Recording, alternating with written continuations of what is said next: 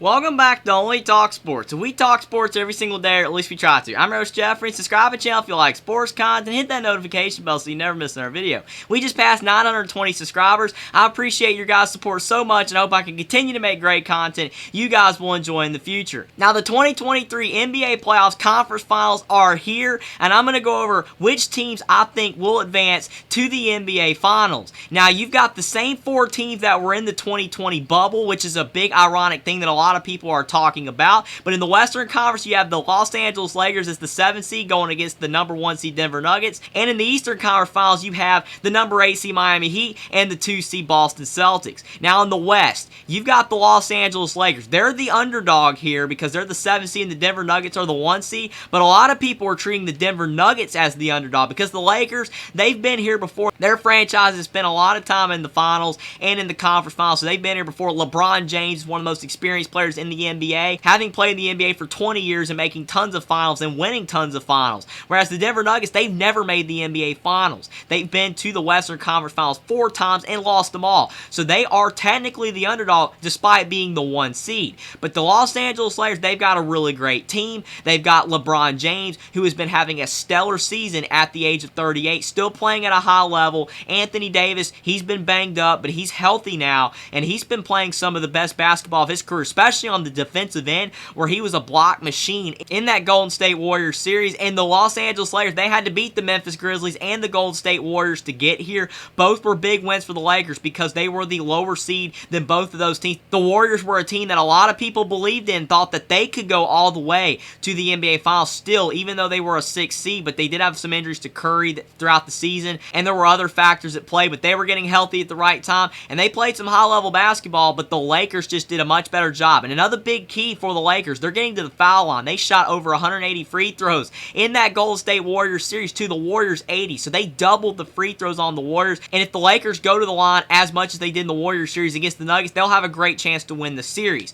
Now, looking at the Lakers roster, the thing that makes them so dangerous is it's not just LeBron and Anthony Davis. They have a really deep team. They've got D'Angelo Russell and Rui Hachimura, 2 players that they traded for during the NBA trade deadline. They got rid of Russell Westbrook, and I think that was a net positive. D'Angelo Russell has been playing some solid basketball, and then you look at Austin Reeves, the undrafted product out of Oklahoma, one of those underrated players in the NBA. He's still getting better and better. He averaged around 13 points per game this season, and he's had several big games in the NBA playoffs so far, especially that half-court shot he had against the Golden State Warriors. That really set the tone for that game and helped the Lakers finish off the Warriors. I really feel like Darvin Ham and the Lakers did a great job in the trade deadline. Their team improved as the season went along, and they are peaking at the right time. And if you look at the Lakers roster with the depth that they have, I haven't even mentioned all the players they have. Dennis Schroeder as well, just so many guys that they can bring in on the floor and be able to play at a high level. I think they could give the Denver Nuggets fits. Now, the Denver Nuggets, though, they're still the 1 seed. They had the best record in the West in the NBA this season. They had a great year. And Michael Malone,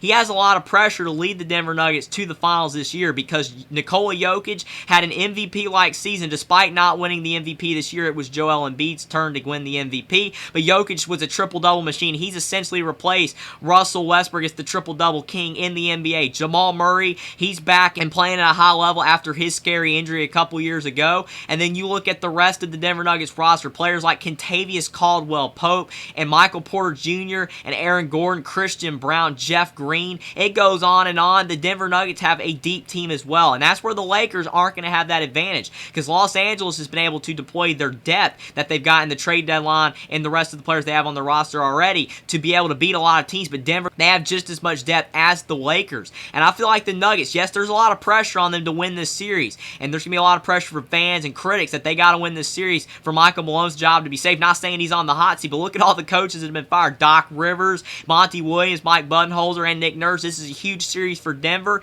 and they're the 1 seed, so they're going to have the 4 games at home to the Lakers 3, but the Lakers won the previous 2 series as underdogs, so they can't get it done again. And I feel like LeBron James, he is on a mission, and Anthony Davis is as well. LeBron James won't be in the league too many more years, so he's really going to want to try to be able to win another NBA title, but I feel like this is the Denver Nuggets year. They have been playing at a high level all season long, and I think they might slip up one time at home against the Los Angeles Lakers, but at the end of the day, I think the Denver Nuggets with their team, they have the depth to match the Lakers, and I feel like Jokic and Murray, they're going to want to get the job done. Michael Malone knows the pressure that the Denver Nuggets have to get the job done. I'm going to go with the Denver Nuggets to beat the Los Angeles Lakers 4-3 in the Western Conference Finals series to make their first trip to the NBA Finals. Should be a fantastic series. It's going to be really close, but I think the Denver Nuggets will find a way to win that series. Now on to the Eastern Conference Finals. You've got the 8 seed Miami Heat and the 2 seed Boston Celtics. Nobody thought that the Miami Heat would be here. They had to beat the Milwaukee Bucks, the top seed. Yes, Giannis missed 3 games, but they were able to win that series with a big game from Jimmy Butler where he had 56 points in one game, then he had like 45 points in the next game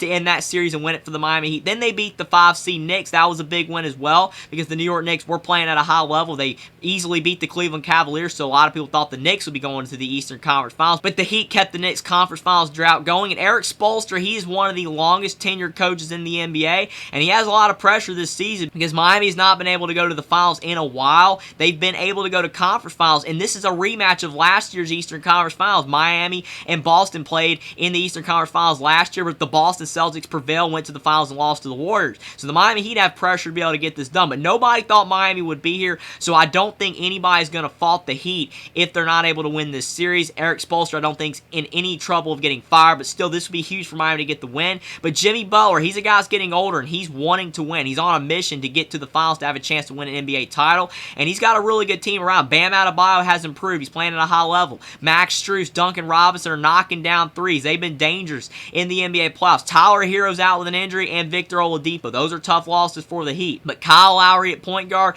he's still good at his age. He's still playing at a high level. He's actually done a bit better this year. He was actually a guy that some people thought the Heat needed to ship out this past season because he wasn't playing at a high level, but he did better this season, and he's led the Miami Heat pretty well in the playoffs. And there's other guys that the Miami Heat have on their team that definitely contribute. Caleb Martin, he's a solid player. Gabe Vincent, so they've got a pretty deep team. It's not the depth like the Lakers or the Nuggets, but they have solid rotational players, but it's going to be Jimmy Butler that's going to have to lead Miami with a lot of points if the Heat are going to find a way to win this series, because they're having to play at the Boston Celtics potentially 4 times if they can get it all the way to a Game 7. In Boston, they are the deepest team in the NBA. Yes, they had some falters in that series against the 76ers because they allowed James Harden to have 45 points in that Game 1, and then they lost in overtime, but Boston was able to find a way to win Game 6 and Game 7. They got the series win, and Jason Tatum had an incredible 51 points, an NBA playoff record, even over Curry's 50 that he just had in a Game 7 in the NBA playoffs. Jason Tatum was incredible. They ended Doc Rivers' career at the Philadelphia 76ers, and they also beat the Atlanta Hawks in the first round series, so Boston's done a good job to get here. They did allow the 76ers and the Hawks to stay longer than the Celtics would have liked, but Boston was able to win the series at the end of the day. And Joe Mazzulla, he knows he has a deep team,